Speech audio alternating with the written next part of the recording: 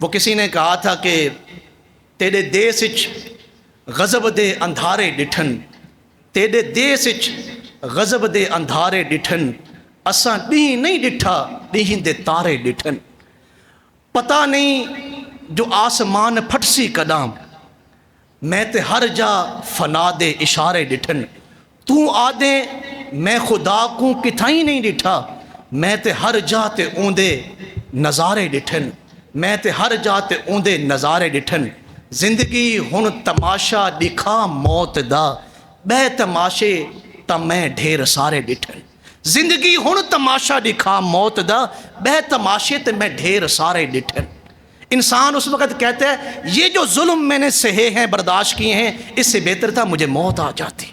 نہ ولن دے دیوار کتنے ہیں، ہاں تے مونجھیں دے بار کتنے ہیں، ساڑی گردن نویج گئی ہے سائیں، 10 غلامی دے ہار کتنے ہیں، تو میرے نال بلندہ کیوں نہیں، 10 تیرے ادھار کتنے ہیں۔ لوگ پوچھ دن اپنی واری دا، بس اے نہیں پوچھ دے جو وار کتنے ہیں، جائیں اے تے سامنے ہیں جائیں مارے، پتہ نہیں دیوار دے پار کتنے ہیں، اے او ہیں جائیں سامنے مارے، پتہ نہیں دیوار دے پار کتنے ہیں۔ دشمنے دی این بھیڑ وچ یوسف کیویں پرکھوں جو یار کتنے ہیں، دشمنے دی این بھیڑ وچ یوسف کیویں پرکھوں جو یار کتنے ہیں۔ جب انہوں نے کہا نا کہ امام نے کہا اے شیس بن ربی، اے حجاز بن حرب اور قیس بن اشس، یہ تمہارے خط ہیں، آپ جانتے ہیں انہوں نے کیا کہا امام سے؟ امام یہ خط ہم نے آپ کو نہیں لکھے، آپ جھوٹ بول رہے ہیں۔ جب انسان کی عقل پہ پردے پڑتے ہیں نا تو پھر ان کو نواس رسول کا مقام بھی نظر نہیں آتا۔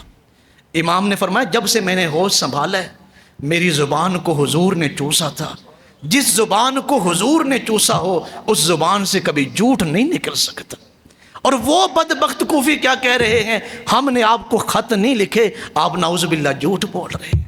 اس کے باوجود امام نے صبر کیا، اور پھر اس سے مشکل مرحلے تھے، امام کے سامنے امام کے بھتیجے شہید ہو رہے ہیں، امام کے بھانجے شہید ہو رہے ہیں، پانی بند کیا گیا ہے، امام کے سامنے امام کے شہزادے شہید ہو رہے ہیں، امام کے سامنے امام کی خواتین ہیں، دشمن کے رویے بھی آپ کے سامنے ہیں، پردیس بھی ہے، وطن الغریبی بھی ہے، ساری مشکلیں ہیں، اس کے باوجود امام کی بیٹی خیمے میں ہے اور امام میدان کربلا میں شہید ہونے کے لیے آ رہے ہیں۔ آپ سمجھتے ہیں یہ آسان منظر تھے؟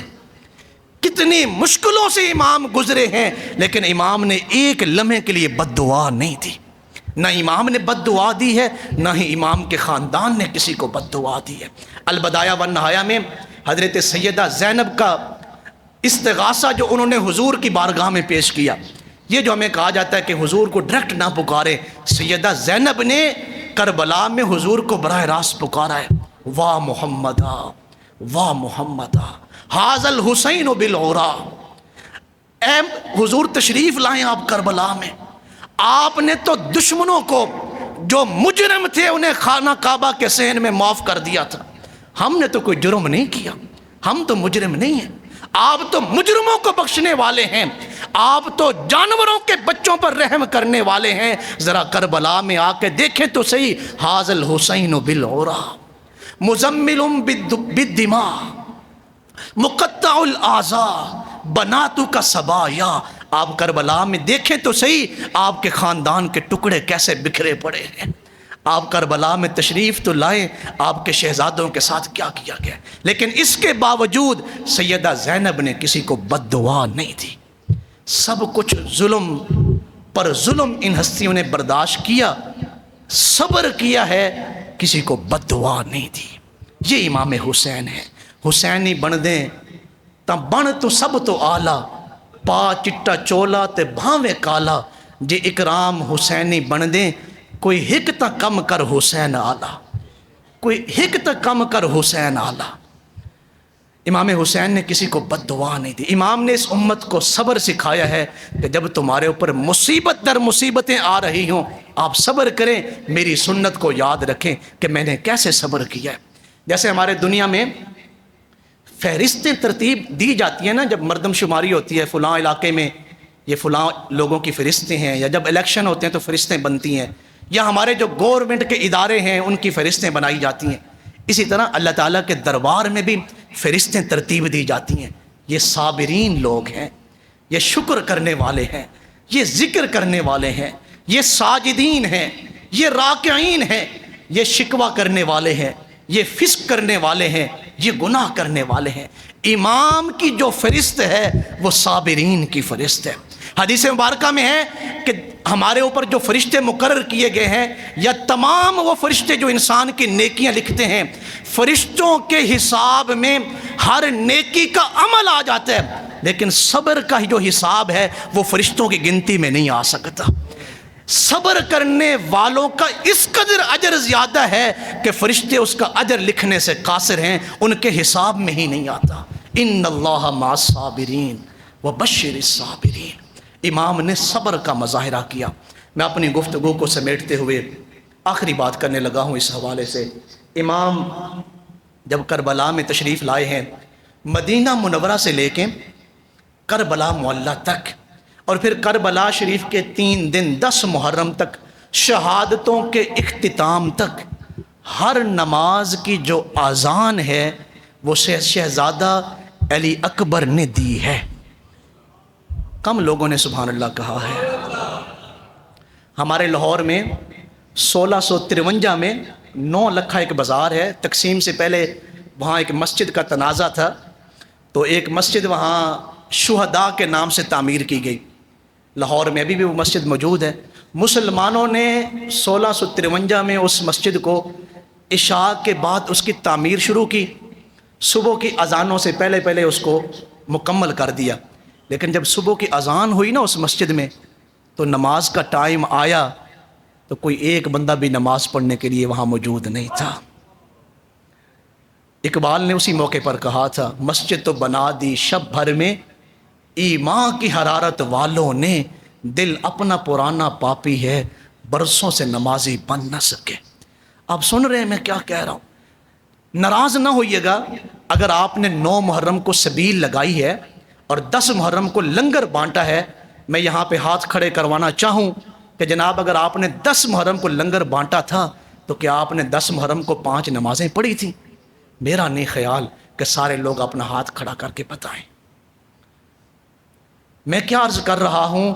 مدینہ منورہ سے لے کے کربلا 10 محرم تک تمام نمازوں کی اذانیں کس نے دی ہیں؟ شہزادہ علی اکبر نے۔ ہمارے بچے کتنی اذانیں دیتے ہیں مسجدوں میں، یہ ہم نے اپنے بچوں کو کتنا سکھایا ہے کہ آپ جا کے اذان دیں۔ پھر امام نے یہ جو کربلا کے 3 دن ہیں نا، پانی بند کیا گیا، آپ جانتے ہیں، ان تمام ہستیوں نے تیمم کے ساتھ تہجد بھی پڑھی ہے اور 5 وقت کی نمازیں بھی پڑھی ہیں۔ آج مسجد میں قالین ہیں، اے سی لگے ہوئے ہیں، پنکھے چل رہے ہیں، نہ ہم اذان دیتے ہیں نہ ہم نماز پڑھتے ہیں، اور پھر ہم نعرہ لگاتے ہیں کہ ہم تو سیدنا امام حسین کو ماننے والے ہیں۔ امام نے تو اس موقع پر بھی نماز کو نہیں چھوڑا، اور ہم نماز پڑھنے کے لیے تیار نہیں۔ جیسے میں نے کہا کہ ہمارے ہاں 9 محرم اور 10 محرم کو لوگوں نے لنگر بانٹے، سبیلیں بانٹیں، لیکن نمازیں نہیں پڑھی، تو کیا انہوں نے امام حسین سے محبت کی ہے؟ پیر نصیر الدین شاہ صاحب رحمۃ اللہ علیہ نے فرمایا تھا، کون جانے کون سمجھے کون سمجھائے نصیر، عابد و معبود کی جو گفتگو سجدے میں ہے۔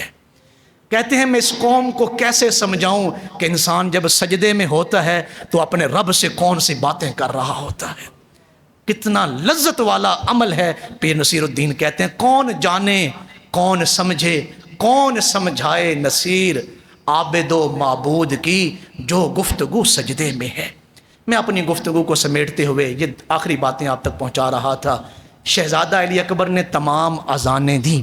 جس دن یہ واقعہ کربلا ہوا اور امام حسین شہید ہوئے، 10 محرم کی رات گزری، 11 محرم الحرام کو صبح کی اذان میدان کربلا میں شہزادہ حضرت امام زین العابدین نے خود دی ہے۔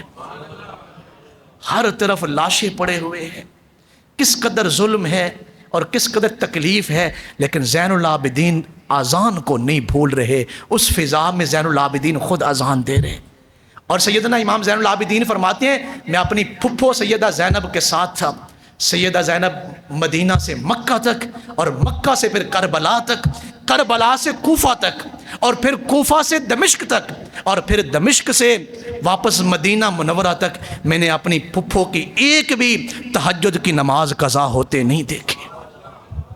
گلہ نال تے ہر کوئی لائی پھر دے، لا کے توڑ نبھانیاں اوکھیاں نے، جے بن دے حسینی تاں بن سب تو آلہ، پا چولا چٹا تے بھاویں کالا، جے اکرام بن دے حسینی کوئی ہک تاں کم کر حسین والا، کوئی ہک تاں کم کر حسین والا۔